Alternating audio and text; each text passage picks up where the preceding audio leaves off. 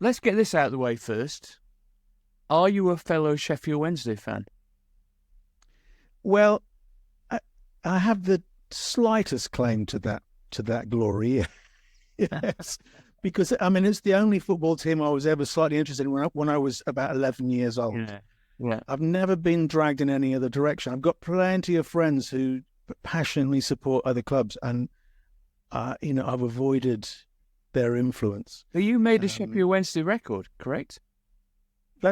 Yeah. Well, Ish. it was kind of thrust upon me, to be honest. But I was being a Sheffield Wednesday fan is something that is thrust upon you by heritage, in my case. But I love it anyway. But we are part of an elite crew. You know, there's myself, yourself, and Dave and Paul Carrick, who also made a Sheffield Wednesday record. I made two actually. Really? Yeah, I made a record called "If It's Wednesday, It Must Be Wembley." You know, you probably don't know because you're in the middle of your the high point of your career. But we got to Wembley twice in 1993, and 83, 93. Yeah, my brain's going.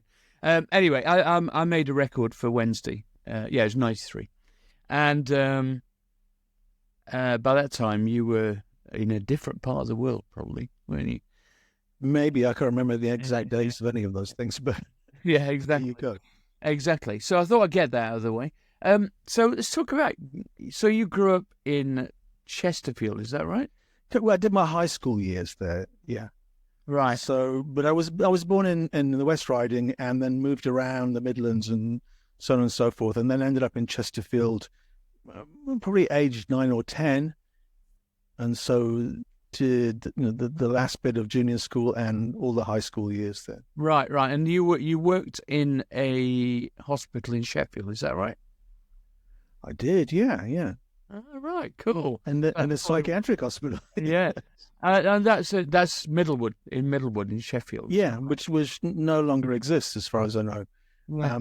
But in those days, it was one of the last of the great kind of Victorian nut houses that still did a roaring trade, and it was in many ways a great place because you managed to, I suppose, focus all the resources in one place for those needs.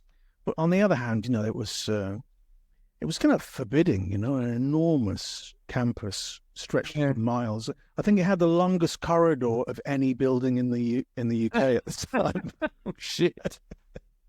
Now, it was a bit of a legendary thing for the podcast listeners. The Middlewood Hospital was like a kind of... It's a bit like, everybody calls vacuum cleaners Hoovers. Like Middlewood Hospital was shorthand for something that was a little bit shameful in those days, that people went and always gone to Middlewood, and it's like, obviously, times are different now, thank God. But, yeah, it was quite a forbidding place. I agree, yeah. And then, so, when did you get... you're a music teacher, right, as well? That's right, yeah, briefly. I taught in a secondary school, Brook School in Richmond, Sheffield. Right. And kind of enjoyed aspects of that, but essentially I'm not a very good teacher for kind of classes of teenagers. It just didn't work for me, I love teaching instrumentalists, and I love rehearsing a band, for example, and teaching people parts and doing all that kind of stuff. But in terms of getting people to kind of enjoy 40 minutes a week of a lesson they thought didn't really count for much. Yeah, I've recently become involved in teaching an MA course in commercial music production and another one in songwriting, and I started off with 3 hours to fill, and I'm going, I don't mind teaching people, but that's an awful long time to engage people's interest, isn't it? It is. Yeah. But at least you've already got a self-selected audience, as it were. That's true. I did a little bit of teaching at university here as well, and that was much, much easier and sparkier. I mean, sometimes I had to kind of wake people up a little bit, I thought, but it was people who wanted to be there. Yeah, that's true. As opposed to, can you remember being a young secondary school student and like resenting things? I think I spent most of my time taking the piss out of the teachers at King Edward's in Sheffield. Yeah. There was a lot of that going on. It was like a battle, more than a learning situation. So you were trained as a musician on what instruments? Guitar, piano? The piano and clarinet. Clarinet. Have you ever used clarinet in your recordings? Strangely enough, I have. I've used it on other people's recordings, but never on mine. Really? Are you good at it? No, I'm useless. But I can make some pretty aggressive kind of shrieking noises with it. Is that? Oh, I might take it up. It sounds good. So when did you get? So how did? You were in? You at one point moved to London, and that's where you met Alana, and you were in a. I read that you were in a squat, was it, or something? Yeah. Those are the days when you had a choice between paying rent or starving. So that's right. I figured I'd rather have a bag of chips and live for free. Yeah, and nicking electricity and all that stuff. All that stuff. And in fact, everyone else was doing it. I think that the street I lived in London, South London, Liddishville Road, had 5 bands in it. And where area was that in? In Clapham. And right. Clapham Common. And it was, it was notorious for being full of kind of creative individuals and groups. So right. I think without that possibility, we'd have all had to get mundane jobs, and probably would have killed the creative instinct. Yeah, in a lot of them. The problem now, because obviously, the group that I teach is around about the age you would have been starting out in London, or a bit older. But the problem now is that everybody, for a lot of middle class families that have got kids, it seems like a real, a genuine possibility that you might be able to make a career out of being a musician. And everybody's either a DJ or musician at some point, because they've all got the means of production at home, and their mates are doing it as a peer group thing. And my job a lot of the time as a teacher is to kind of attenuate people's expectations and create a sense of realism, because everybody wants to do the same shit now. You took a risk, right? You went down to London. You really threw yourself in the deep end, as I did at that time, and went, look, for good or bad, this is what I'm going to do, and I think I'm good at it, and I think we can do it. If you multiply that by 100 times, that's what people want to do, but they don't take those risks anymore because they can do it at home. And I think that's an interesting dynamic now, which is changing the kind of music that's being made. What do you think? Oh, of course. Yeah, I mean, the kind of marketing of rebelliousness has taken over everything in life, from and being in a band, posturing with a guitar and a leather jacket just is one of those things now. It doesn't really mean what it used to mean. That's okay anyway, but we have to understand that things have changed. And if you're looking for the kind of last vestiges of rebellion in rock and roll, you won't find it just by dressing up. No. So something else has to be sought out, and it's a difficult ask, actually. I mean, that great rebellious spirit, the kind of charge of revolution that rock and roll used to kind of a flag wave for has gone elsewhere. And in a way, it's an interesting thing. It's gone into the internet, where it can't be controlled, and so it becomes very perverse and weird, and unexpected things happen all the time that you don't necessarily feel a part of in the way that. And that might just be because generational thing as well. But I mean, for me, rock and roll was an absolute commitment, and it was done selfishly as well as from courage. I just couldn't bear to do anything else. So going down to London was like something just to please me. I wanted to do that. Yeah, fair enough. And what if you were doing the same thing now? how do you think it would pan out? I mean, at the same age, you know. Don't know. Well, as I was saying, probably the searchlight of rebelliousness has moved into other areas. So probably being in a band is like, interesting and cool, but not really. It's not going to change anything.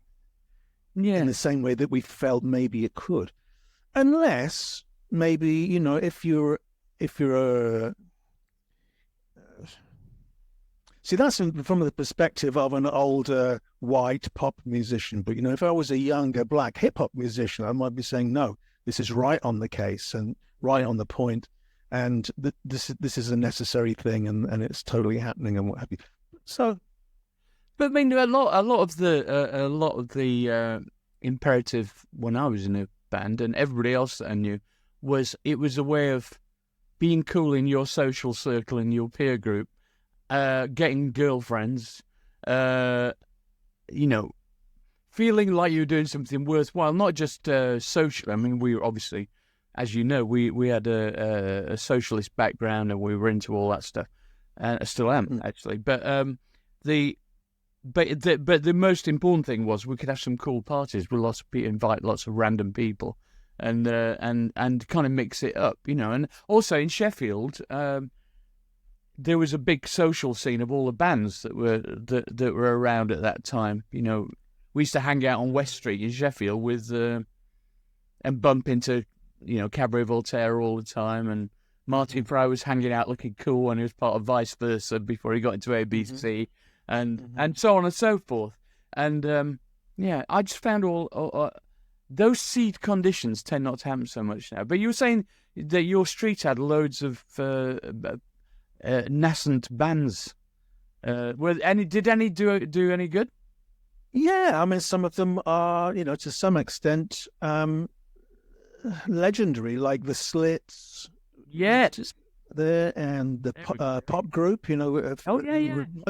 Mostly based in Bristol, but the elements of the pop group there, and then a few you've never heard of probably. But yeah, exactly. But definitely, you're right. There was a sense of something in the air, which was more than just isolated cases. It was congealing through society. Yeah. And it just, I think that's happened several times in the history of rock and roll. People in the Beatles era of Liverpool say that it was difficult to find someone who wasn't in a group. Yeah, that's right. And when and do you think it'll ever happen again? Oh no, don't know. But I can only repeat my feeling that the kind of crucial nature of music as an agent of change has gone, for the moment anyway. I know. It's true but sad. So tell me about this kind of stratospheric rise of the Thompson Twins. Do you have any bands before that? Do you have any kind of proto Thompson Twins manifestation? Not really. I mean, the core of the Twins was three guitarists who played together at school. So that was the kind of earliest version of that band, I suppose. Right. And then I went off and became a hippie and wandered around India and learned to play those kind of musics as well. And when I came back, I sure did. Yeah. Well, actually, not until later, but I have been through a long hair period. Yeah, we all did. And when I came back from India, it was 76, and so I kind of landed in a heap in the southwest of England somewhere, and punk was happening. So right, that was the excuse we needed to make it like an official thing, that we weren't just friends playing guitars together. We actually formed a band, and that was the Thompson Twins. Right, and that was the name from that moment. Yeah. Oh, interesting. Okay, and then 76. That's quite early in the kind of punk journey, isn't it? Really. So I'm interested in when you decided to move in a more kind of electronic hybrid direction. Right. Well, we did a couple of albums as a fairly standard format. Well, the first one was based on a 2 guitars, bass and drums lineup, but then I started to include elements of really, I guess, percussion that I'd heard on, strange enough, West African records as well as Indian music in that first Thompson Twins album. And then in the second one, finally could afford a synthesizer, which was the thing I was really hanging out for. And which one was that? I got an Oberheim OBX-A. Very good, very good.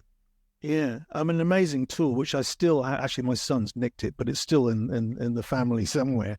And Right. And I wouldn't really choose to use anything else in terms of analog hardware. But yeah, that kind of changed everything, and it really was the thing I was waiting for. But if you remember, you could buy a guitar for 50 quid, and a decent polyphonic synthesizer was 5,000. Yeah. So it wasn't fair. You had to go the guitar way just to be in a band, unless you had money. Did you buy? We bought our initial synths on hire purchase. Did you? Really? Oh, no. I waited until I could just bag one, I think. And it just arrived halfway through that second album of the early Thompson Twins lineup. Started to use it a little bit, but actually that was produced by Steve Lillywhite, and he dragged Tom Dolby in. So There you go. Another Electronically Yours alumni. Yeah. Yeah, he's a good lad, Tom, isn't he? He is, yeah, fantastic, and of course full of ideas. So that was an interesting thing to have him there. I was just kind of learning how to switch the synthesizer on, and never mind program it and play it. But he was doing all this kind of interesting stuff. But then I had not enough tracks for the album. We were short of material. So, and I'd also got my hands on a very early drum machine by a company called Movement. Oh, I remember those. They were good. Yeah. The Movement drum machine. Yeah. I did a beat side for one of the M17 things on that. I've been trying to think what that was called. Thank you. I forgot all about that. Did you have the wooden one or the fiberglass one? It's wooden. Yeah. Yes, that was the early one. Then it was wooden with a little TV set on top. Yeah, you could get some amazing sounds out of that. Yeah. So anyway, I said to, and this is the famous story of the breakup of the early Twins.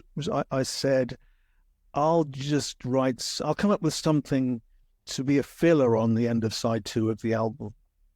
And so using this new Oberheim synthesizer and the Movement drum machine, I made a track called In the Name of Love, which was embarrassingly good.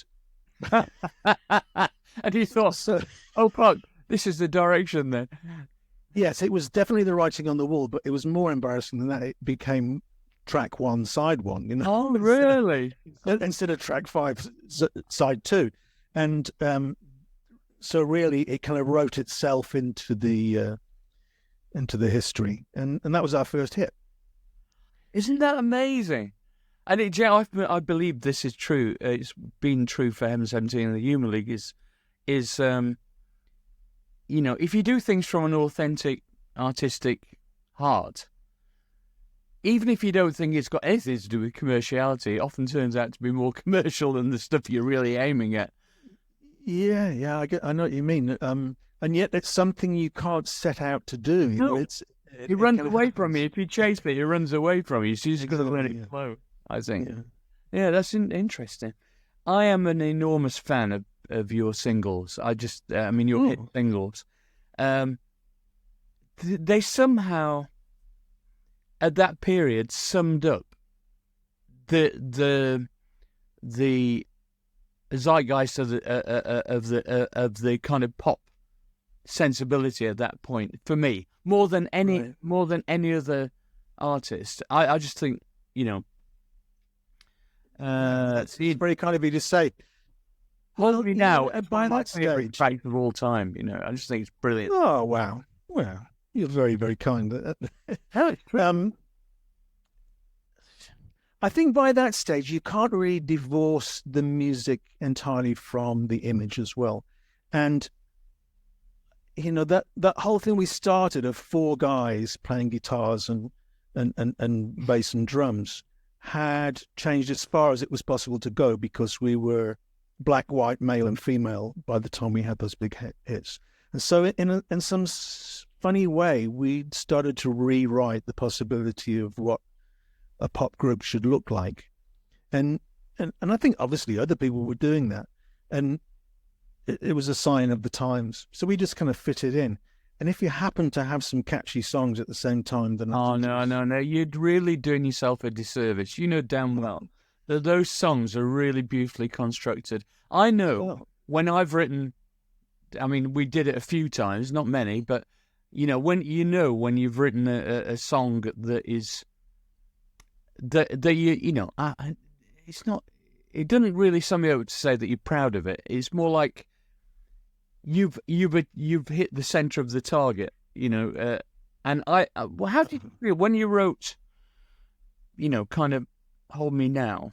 Did you know that was a smash?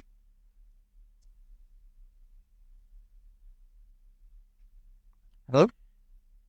Yes, I think we knew. I mean, you're right. I absolutely agree with you that you know when you're onto something. Usually, anyway. Sometimes things sneak up on you as well, but and sometimes you think you're onto something, but you aren't. Yeah. But there's a kind of heavyweight sensation when you, as you say, hit the target, and it's very exciting and a little bit frightening as well, because suddenly the weight of responsibility of getting it right, you know, once you've got this amazing idea, you can't blow it. Well, you know, sorry, I just to interrupt. I often think about Motown, because they were my kind of template for how to write hit record almost. Mm-hmm. And but they had a different attitude. It was like when they had a hit, and the sound of it was right, they just kept repeating it until it ran out of juice. Like they took the orange that they'd already juiced, and they kept squeezing the orange until every last drop. You know, like the Temptations would have a hit with a certain thing, and then the record company would go, okay, the next record has to sound exactly like that.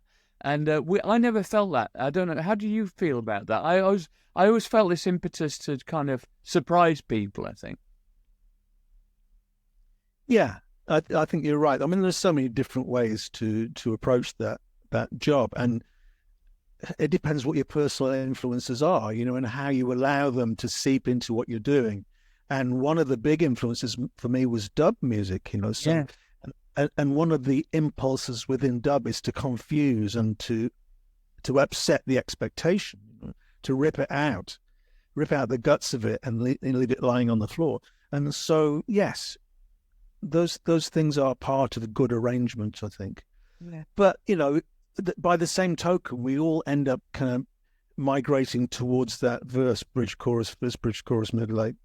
But it works, doesn't it? It works. Yes. So within our cultural references, there are certain kind of classical formats, certain classical architectures that we know work well. Exactly. One of my favourite phrases when I'm teaching is that to encourage my students to look at things from the point of view of the meaningful denial of expectation. Well. It's not my phrase, and I can't remember who said it, but I just love that idea. As you set up an expectation and then you meaningfully deny it. Right. And that's so. To set up an expectation, it's easy to do that with a traditional form, and then you deny the expectation, or you modify it in some way. That's right. People throughout a song, but we shouldn't forget also that in the early era of electronic pop music, the very use of synthetic sound was, in a way, an outrage. Yeah. And it certainly had a kind of novelty factor. Oh, definitely. That allowed you to be both kind of pop-tastic and bleak at the same time. Yeah. So you had the catchy... Yeah, go on. Catchiness and cool. Well, interestingly, I was interviewing Billy Currie yesterday. And I'd forgotten about a bit. I mean, I've known Billy for 40 years, but I'd forgotten that he was so much of a part of a thread of coolness that was going through different bands. And, you know, there is always that kind of slight edge of you can attenuate the syrupiness of a piece of traditional songwriting using that kind of hint of bleakness, as you say, and modernity. And I think that's a beautiful thing. It's a bit like taking traditional architecture and applying, you know, kind of more contemporary forms on top of it, I think. Right. Were you involved in that version of "You've Lost That Loving Feeling"? Yeah. I sang the co-lead, yeah. Really? Because, I mean, that's powerfully bleak, the way that you did that. And I listened to it again the other day. It's a masterpiece, in fact. You know? Oh, thank you. And it wasn't meant to be that bleak from that era. It wasn't meant to be that bleak. It was like approaching it from the point of view of right. I love the original record, obviously, and I mean it was myself and Ian that did the music, and I just thought, what do you feel like when something so crucial to your life has left your life? It's an emptiness, isn't it? So I thought, we've got to keep this really, really sparse and make it feel like some kind of futuristic film soundtrack of I'm lost, you know. And I think we achieved it, actually. Yeah. And we perform it live. Totally. We perform it live, and people adore it. Yeah, it's a very emotionally engaging thing. Have you ever done anything that bleak? I've probably kind of hinted at it in ways, but no, never really.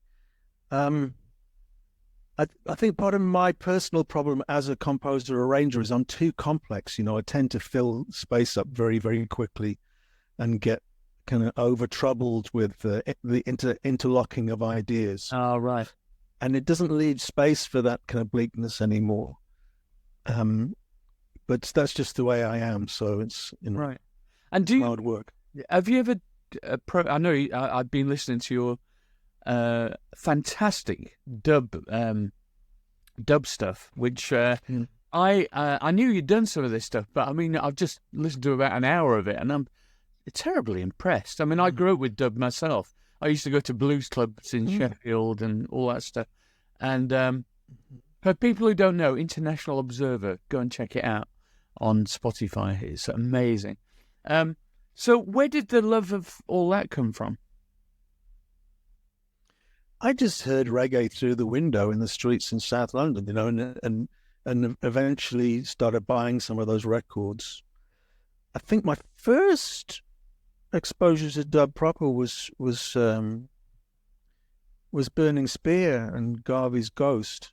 I think I got the dub version before the regular version, so I sometimes think my mind was blown twice in reverse order. Because I didn't know that these amazing pieces of music were actually songs without the melody in them, you know. So when I eventually heard the originals, it was like I was coming home or something. Yeah. However, I like the emptiness and the rebelliousness and the confusion of dub, and also because you're using the tools of the studio in a kind of playful way. Yeah.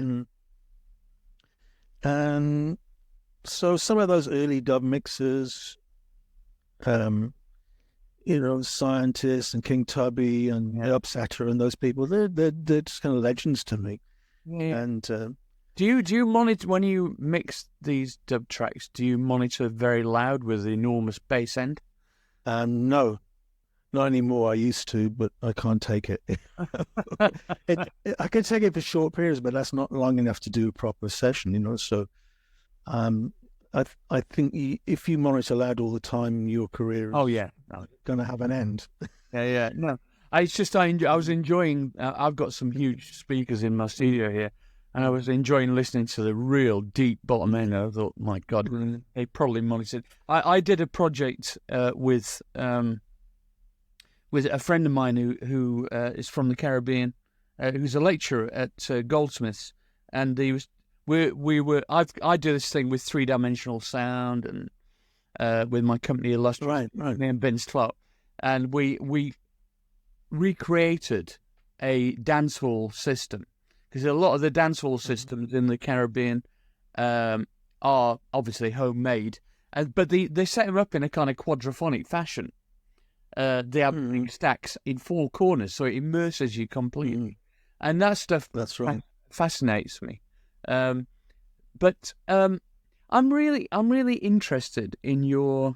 I want to get to the bottom of how you perceive sound and your production style, because again, I was listening to Hold Me Now and Doctor Doctor and all that, but Hold Me Now in particular has got elements of dub in it, funnily enough, because it's like it goes blah, blah, blah, and then it's kind of empty, and then there's voices, and it's like it kind of pushes and pulls all the time. I find that really attractive. So it's the opposite of a lot of contemporary pop tracks, which are kind of flatline, kind of optimized level. Right. It's got a lot of dynamic range. Is that how you feel? I think probably the dub thing has probably influenced your production style in that sense. It has, yeah. And I mean, you remind me of one of the sound systems that influenced me very much in the early days. Was called the Mighty Observer, and I partly take my International Observer name from them. And they were almost a kind of boys' club organization in Notting Hill, and they had so many speakers. They were all homemade. That sometimes I go to a gig at ULU, which is the University of London. Yeah, played there, and they managed to cover every square inch of the wall, all around the room. Wow! And they were all speakers like the size of wardrobes. In fact, I think some of them were wardrobes that just been screwed up, and speakers put them. Like 20-inch drivers and. Oh. But when you get that kind of surface area, it's actually a physical sensation. It stops being something you're listening to. It's something that engulfs your body. And so, once you've heard that, you go, there's more to this bass business than... Oh, definitely. Well, than you hear in your average pop record. So, yeah, it has influenced me. I like a good bottom, and I don't like records that sound kind of lightweight. No, I don't. Do you know about one of the projects I did was with a friend of mine who's an archaeoacoustician, believe it or not. He goes around the world looking at ancient burial sites for evidence of sound rituals. And one of the things he found out in the cairns in Ireland, he measured the resonant frequencies of different shapes and sizes of cairns. And it turned out they all were designed to resonate at 111 hertz. Predominantly. And so he did some research on some students. He put them in an MRI scanner and fed them, didn't tell them what the purpose of the experiment was, but fed them different frequencies and asked and measured their brain activity. And guess what? At 111 hertz, it switches off half of your prefrontal cortex and puts you in a trance. So, wow. Isn't it amazing? And that's a scientific fact, So in Neolithic man, they used to design spaces for rituals. Isn't that amazing? Yeah, it is amazing. I've been in New Zealand for a couple of years now because of COVID, but normally I live in France for half the year. And near my house in France, there's a cave where if you walk about half a kilometer into the cave, there are these amazing paintings. Yeah, it's a place called Neo. And so the first question is, why do you have to walk half a kilometer into a cave? Because it's dark after like 10 paces, right? Right. So if you're just looking for dark and quiet, then you've got that very...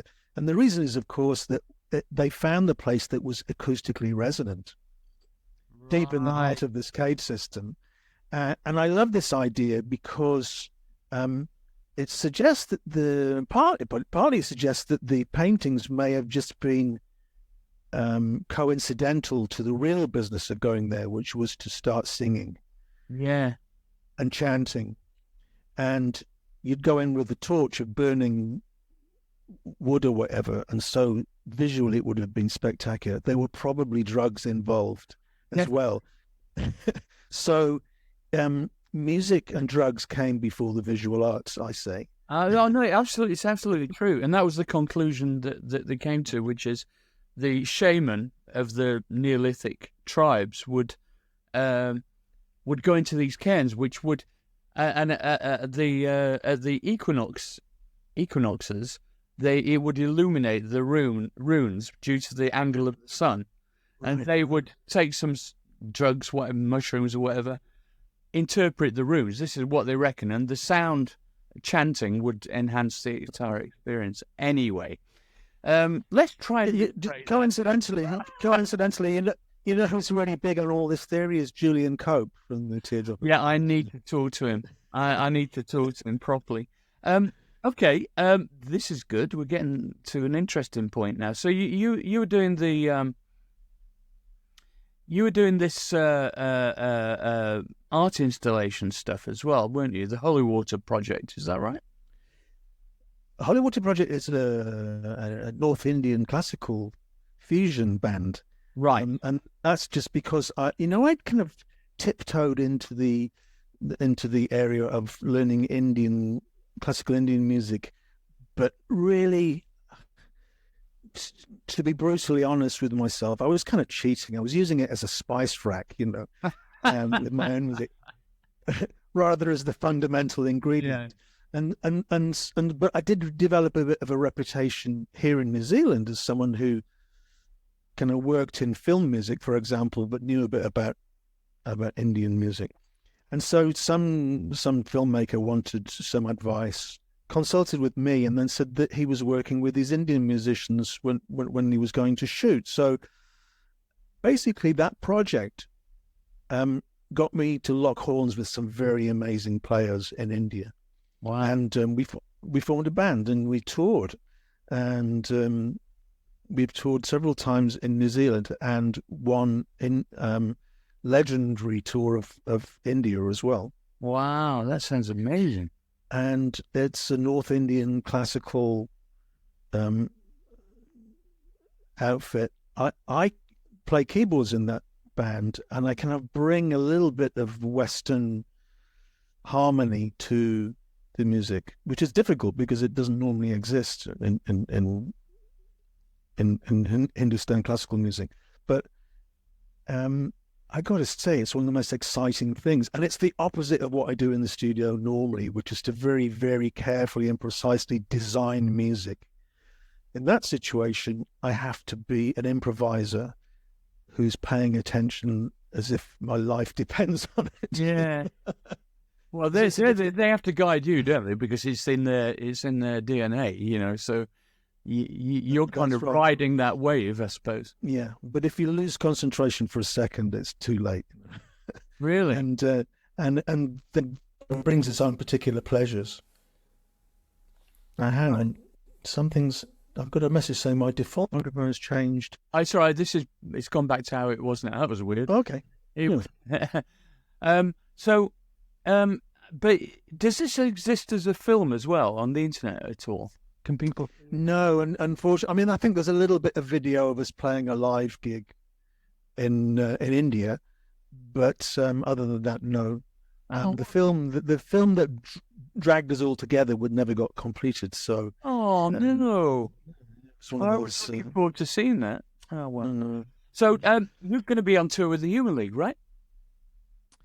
That's right. In December, and Altered Images as well. That'll be fun. It will. I'm so much looking forward to it. And of course, for me, it's going to be the first gig. I haven't had the pleasure of doing these summer shows. So I'm long overdue. And it's a bit more difficult for me because I've got to come round from the other side of the world to do the first show. and it might be also very difficult getting back into New Zealand afterwards. But my daughter is expecting a baby around just after Christmas. Where is she in the UK? Yeah. So it's a kind of fortunate thing that I'll be there, and I'll be able to stay and meet the new one. And I'll be granddad then.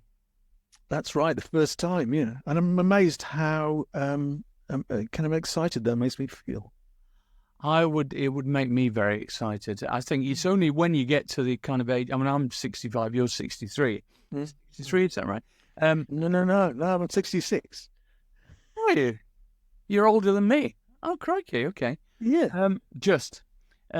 When you get to this age, I think you have to be post 60 to understand what it means to be a grandparent, or the significance of it. I never really understood it before. It's just like one of those things. Yeah. Wow. Well, that's a big thing, isn't it? It is. It's enormous. And I think it's one of those things like having kids as well, where you have the emotional muscles, but they're not being used, right? Yeah. Suddenly they just come alive. Wow. It's like it was always meant to be part of what you are. Exactly. So tell us about performing with Madonna in Live Aid. Oh, gee. I know we're dodging about the timeline, but I think it's quite interesting. Well, I was working with Nile Rodgers on his To Future Days album in New York, and he'd just done the Like a Virgin album with Madonna, so they were friends. And then the whole business of Live Aid came up, and we realised that we really didn't want to go back to do Wembley because it would be too disruptive, so we applied for permission, as it were, to do the American side. And there were just the three of us in the studio, so we didn't have our band with us or anything. And so we thought, let's put a band together from session players in New York. And we just started trawling around, and someone said, well, how about the David Lesserman band? They're not doing anything at night because normally they're on TV, but it's cancelled because of Live Aid. That's a clever idea. So we got them, and I'd worked with Steve Stevens from Billy Idol's band. He joined us on guitar. Niall was on guitar, of course, and I said, why don't you ask Madonna if she wants to do it? And we did this instant deal where she would sing backing vocals for us if we sang them for her. Oh, wow. That's incredible. I've got to look that up on YouTube. I've never seen that. I think we're close to... Oh, yeah, this is a fun fact. I was looking at the numbers for you guys on Spotify, and I realised that Hem 17 are exactly a third as popular as you are. Wow. Well, I don't even can totally trust those numbers, actually, because well, no, I think to be fair, is because you had a lot more hits than we did in America, so that kind of makes sense. Right. You know, we didn't have really any big hits in America. We've been tour, so yeah, that's my excuse anyway, and I'm sticking with it. Have you ever toured in America? You must. We were due to do our very first tour 2 months after the first lockdown, and it got cancelled, of course. And we're looking at potentially doing it later next year, but it remains to be seen because we're not a cheap date, unfortunately. No, nor me, and it's a real problem. Everyone wants you to do it for 10 cents, and it's impossible. So anyway, let's bear that in mind, because I'm also thinking of it in America. Are you? Okay. Well, maybe as a double bill, it could work. Then we'll talk to Joe about it. I think it's one of the ways of doing it is to put together a really tasty double or even triple bill. Yeah. Of UK musicians from the 80s that make it an irresistible ticket. Yeah, I think not only the fact that you've obviously done a lot better in America than we ever did, but it would be, and the kind of styles would fit together quite well, I think. Mm-hmm. And if there was a third, okay, here's a good question: who would the third one be? Probably somebody like Howard, isn't it? He does a lot of touring in America. Well, I've toured America with Howard in the last few years anyway. In fact, it was kind of that got me back into this whole thing, because I was sort of retired from pop music for a long time. But it was Howard that said, come to America, let's tour together. What about Tom Dolby? We can ask him. Yeah, if we can drag him away from whatever he's doing up in... Well, he took part in the... we did a show with the full British Electric Foundation band, and he finally participated in that. So yes, I saw that. That was a couple of years back. Yeah. I think I was at the same Rewind North. That's right. Where you did that. Yeah. Good. All right. So we're down to the real nitty gritty now, which is the smash hits type questions. So your favourite things. Okay. Mm-hmm. So what's your favourite film? Well, one of them.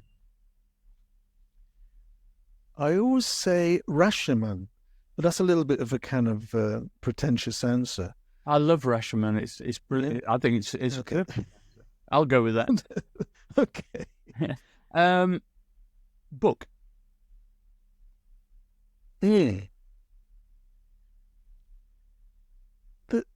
The book that really got me entranced for a long time was A Suitable Boy. Right. I'm a lover of India, so maybe that's why. Right. Yeah. The whole Indian story was so fantastic. Yeah, of course.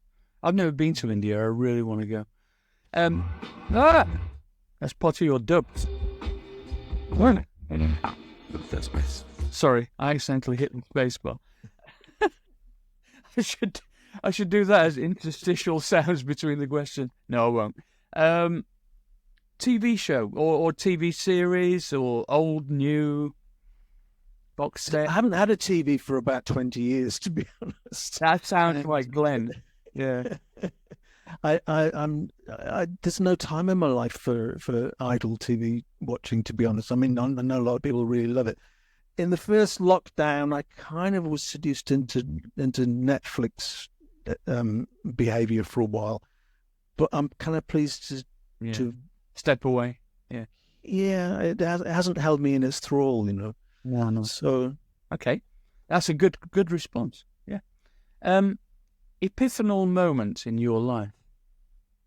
It's some kind of big wake up call or change of direction or realization.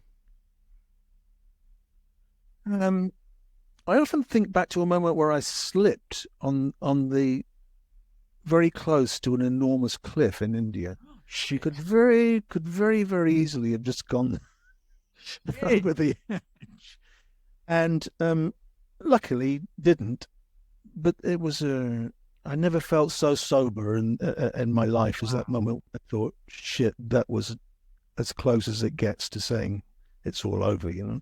I had a similar experience in there's an island in the middle of the Atlantic off the Irish coast, which is the westernmost point of Europe, called Skellig Michael, or Little Michael, I think. Skelligs, the Skelligs anyway, and it's literally like a it's like a cartoon island in the ocean that goes up like that, right? Mm-hmm. And it was actually in the last but one Star Wars movie where Luke Skywalker, as an old guy, has to pay penitence for his sins or whatever on an alien planet, and they use this as the location. And it used to be where they sent the monks to do their penitence in the Middle Ages. And it's got like 600 steps going up round the outside. There is no handrail. It's just you and like Hitchcock looking down into the sea with vertigo, right? And I got about 100 steps up and I freaked out completely. I had to come down on my arse on every step. And people were just blithely going up with kids on the back and stuff. I'm going, oh my God, I could have easily... One slip and you'd be gone. That'd be it. Anyway, what's your favourite musical artist or composer? Well, we have to go back to the Baroque for me and Bach. It's all in Bach for me. I agree with you completely. I think John Wilson, who was the bass player on the first Penthouse, the first Hem 17 album, I asked him who his favourite bass player was, and he said Bach. And he was 17, you know. Anyway, the Baroque is again at the heart of a lot of. I can hear some of the progressions in your music and our music. Ambition unfulfilled. Ooh. Nothing springs to mind, to be honest. I don't think I'm really very much an ambitious person. I'd say that. I'd just kind of drift along and things happen, you know. Right. Fair enough. Favorite visual artist or conceptual artist?